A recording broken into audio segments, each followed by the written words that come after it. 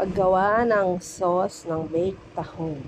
Gumamit ako ng paminta, gatas, dairy cream, bawang, yung onion na spring onion, then yung kinchay.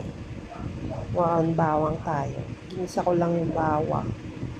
Sa tinunaw na dairy cream. Then,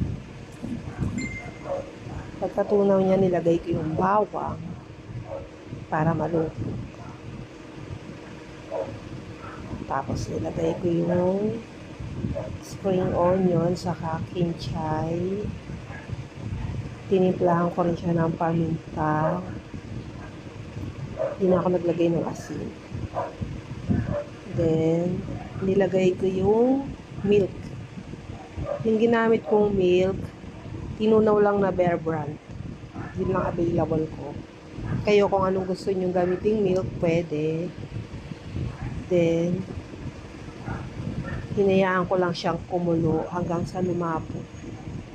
Makuha ko yung pinaka malapot na alam. Para masarap, creamy. Yan. Nalo-halo habang piniprepare ko yung tahong. After nyan, nang makuha ko na siya, set aside. Yan. Saka ako inayos yung mga tahong doon sa nabili kong ihawan. Yan, nilagyan ko ng isa-isa. Yung nagamit kong cheese, Eden.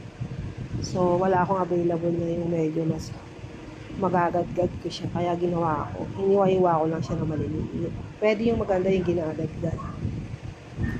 Para mas mabilis siyang matunaw. Pero, as of naman, lahat ang sabi masarap. And then, syempre, first try ko, may trial and error pa yan. Next time, perfect na yan. Yan. Yan. Nilagay ko na yung cheese. Favorite ko talaga tong tahong.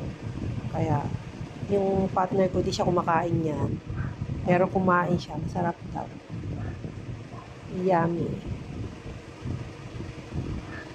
Thank you for watching. Please like and follow. Pwede nyo rin pong i-share. Bye-bye.